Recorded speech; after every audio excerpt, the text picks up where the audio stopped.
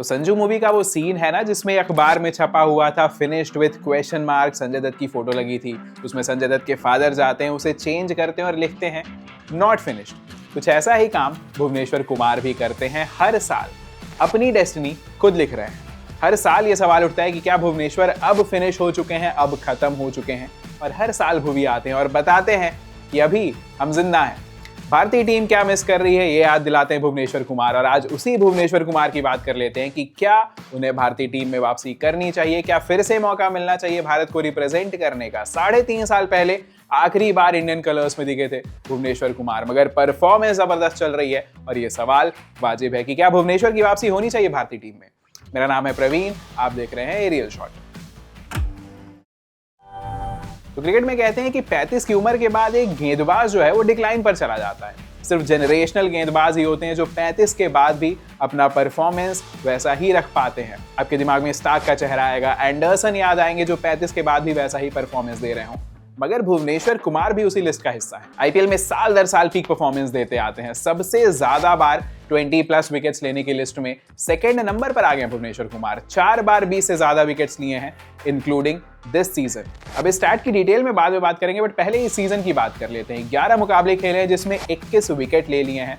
11 मुकाबलों में 21 विकेट, यानी कि हर मैच में लगभग 2 विकेट निकाल रहे हैं भुवनेश्वर कुमार। उनके पास एक बहुत अच्छा मौका है कि जो 32 विकेट का रिकॉर्ड है एक सीजन में, उसको इस साल तोड़ सके। पर्पल कैप की रेस में सबसे आगे हैं और इकोनॉमी भी 7.47 की है, यानी कि इंपैक्ट भी जबरदस्त है भुवनेश्वर कुमार का। डेथ में 8.13 की इकोनॉमी है। तो डेथ ओवर्स में जो काफी मार खाया करते थे भुवनेश्वर कुमार, पिछले 2-3 सीजन महंगे गए थे। 13 और 11 की इकोनॉमी थी पिछले 2 साल में। इस साल 8.13 की इकोनॉमी है, जो कि बेस्ट रही है भुवनेश्वर के लिए 2017 के बाद। तो डेथ ओवर्स में काफी कंट्रोल लेकर आए हैं और नई बॉल से तो ही हैज ऑलवेज बीन सेंसेशनल। जो स्विंग है, जो सीम है, जो कंट्रोल है उनका अपने वेरिएशंस के पास, वो फिर से देखने को मिल रहा है इस सीजन। नई बॉल से इस सीजन 12 विकेट निकाल लिए हैं। मात्र 11 मुकाबलों में 12 विकेट पहले 6 ओवर्स में निकाल लिए हैं, यानी कि पावर प्लेज में निकाल लिए हैं। ये भुवी के करियर का पूरे आईपीएल में बेस्ट परफॉर्मेंस एवर रहा है और अभी तो 5-6 मुकाबले खेलने बाकी भी हैं। मैं मान के चल रहा हूँ आरसीबी फाइनल्स में पहुंचेगी या फिर प्लेऑफ्स तक तो जरूर पहुंचेगी। तो 4-5 मुकाबले अभी और खेलेंगे भुवनेश्वर कुमार। हो सकता है 15-17 विकेट निकाल ले जाए पावर प्लेज में ही सिर्फ इस सीजन। ये उनका स्ट्रेंथ रहा है हमेशा से। मेरठ से आते हैं जहां बॉल बनाने की इंडस्ट्री भी है, तो नई बॉल से हमेशा कंट्रोल रहता है मेरठ के गेंदबाजों के पास, चाहे वो प्रवीण कुमार हो या फिर भुवनेश्वर कुमार हो, और अपनी उस स्ट्रेंथ पर काबिज बने हुए हैं। इस साल इकोनॉमी भी 7 की रही है, तो कंट्रोल से गेंदबाजी कर रहे हैं, रन नहीं दे रहे हैं, हर दूसरी बॉल डॉट भी डालते हैं। तो नई बॉल से जो कंट्रोल है वो तो बना हुआ है, पर पुरानी बॉल का जो कमबैक है वो सेंसेशनल है। हमने ऊपर भी बात की थी, 8.13 की इकोनॉमी है इस सीजन में।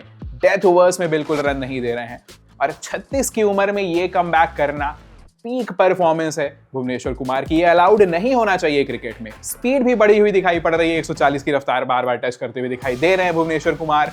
लेट 130s में लगातार गेंदबाजी कर रहे हैं और उस स्पीड पर कंट्रोल है, सीम है, स्विंग है उनके पास। तो परफॉर्मेंस को अगर ध्यान में रखा जाए तो कोई कमी नहीं छोड़ रहे हैं भुवनेश्वर कुमार। कंट्रोल भी जबरदस्त दिखाई पड़ रहा है, हमने पहले भी बात की। इसका एक परफेक्ट एग्जांपल देखने को मिला मुंबई के खिलाफ मैच में।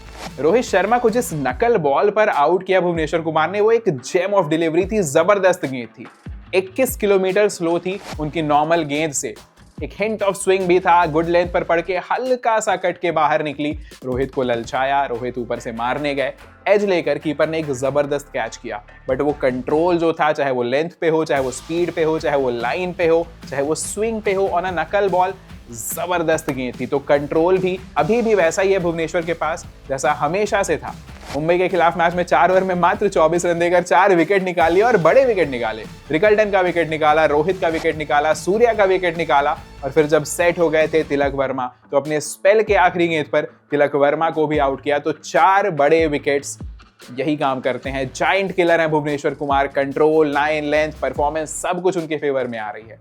इंटरेस्टिंग बात यह है कि जब 2 साल पहले आरसीबी ने 10 करोड़ रुपए इन्वेस्ट किए थे भुवनेश्वर कुमार के ऊपर, तो सबने उनका मजाक उड़ा। यही मीम्स चल रहे थे कि हंसेंगे लोग, कहेंगे एक फिनिश बॉलर पर 10 करोड़ रुपए लगा दिए। बट उस फिनिश्ड बॉलर ने साल दर साल अच्छी परफॉर्मेंस की है। पिछले साल 17 विकेट निकाले, इस साल ऑलरेडी 21 विकेट निकाल चुके हैं। वो फिनिश्ड बॉलर आरसीबी का बेस्ट गेंदबाज बनकर उभरा है।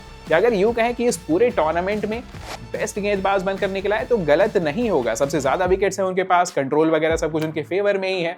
अभी कुछ दिन पहले अपना 200वां आईपीएल गेम खेला था, तो ऑल टाइम लेजेंड भी रहे हैं भुवनेश्वर कुमार। और जैसा कि हमने पहले भी बात किया था कि 20+ विकेट्स लेने वाली लिस्ट में सेकंड पायदान पर आ गए हैं। 4 बार उन्होंने ये कारनामा किया है। सबसे पहले 2014 में 20 से ज्यादा विकेट लिए थे, फिर 16 और 17, इन दोनों सीजन पर्पल कैप भी मिला था, 20 से ज्यादा विकेट्स भी थे। और अब 9 साल बाद 2026 में फिर से 20 से ज्यादा विकेट निकाल लिए हैं। ये लॉन्जेविटी है। 2014 से शुरू होकर कहानी 2026 में अभी भी यही चल रही है कि भुवनेश्वर कुमार पर्पल कैप की रेस में बने हुए हैं।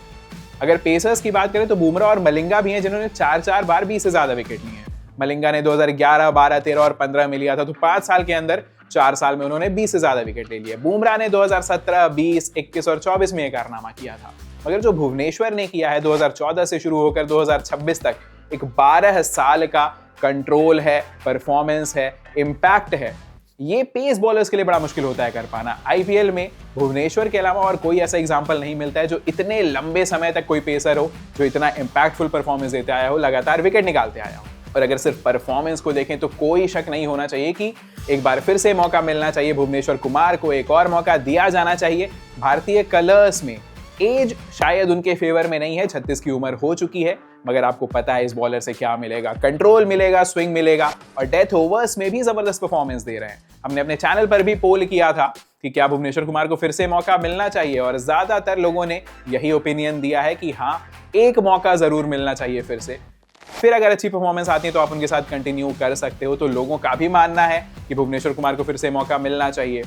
लेकिन एक इंपॉर्टेंट क्वेश्चन ये भी जरूर उठता है कि अगर भुवनेश्वर कुमार को भारत में लाया जाता है भारतीय टीम में, तो किसे बाहर निकाला जाएगा, किसकी जगह पर लाया जाएगा। अब देखिए, बुमराह तो सेट है, बुमराह आपके नंबर 1 गेंदबाज है, लेकिन अर्शदीप सिंह हुए या फिर आपके हर्षित राणा हुए, इन दोनों की पोजीशन थोड़ी सी ऊपर नीचे हो सकती है। अर्शदीप सिंह का जो कंट्रोल है बॉलिंग पे वो थोड़ा कम हुआ है पिछले 1 साल में, 10-12 गेंद की ओवर्स लगातार डाल रहे हैं। जो स्विंग वगैरह पे भी कंट्रोल है वो कम दिखाई पड़ रहा है, और डेथ ओवर्स में भी काफी सारे रन खा रहे हैं अर्शदीप सिंह। ये सारी चीजें ही प्रोवाइड करते हैं भुवनेश्वर कुमार। कंट्रोल जबरदस्त है, वेरिएशन जबरदस्त है, नई बॉल से स्विंग करा लेते हैं और पुरानी बॉल से भी इंपैक्ट डाल रहे हैं। फिर से बता दिया जाए, 8 की इकॉनमी रही है इस साल उनकी। हर्षित राणा भी इंजर्ड चल रहे हैं, वो कब वापस आएंगे नहीं पता है, कमबैक के बाद कितना परफॉर्मेंस आ पाएगा नहीं पता है।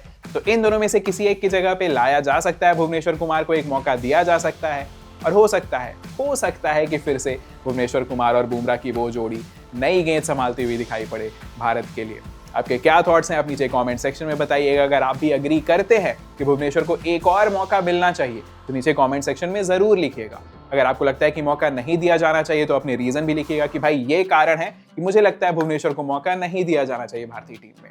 वीडियो अच्छा लगा तो लाइक कीजिए, शेयर कीजिए, चैनल को सब्सक्राइब कीजिएगा, और ऐसी और वीडियोस देखने के लिए जुड़े रहिएगा बजरबट्टू स्पोर्ट्स से। अगर ये वीडियो अच्छा लगा है तो ऊपर हमने एक और वीडियो टैग किया हुआ है जिसमें हमने सूर्यवंशी के डिस्कवरी की कहानी बताई है कि किसने खोजा था वैभव सूर्यवंशी को। बड़ी जबरदस्त कहानी है, देखिएगा, उस वीडियो में भी मजा आएगा।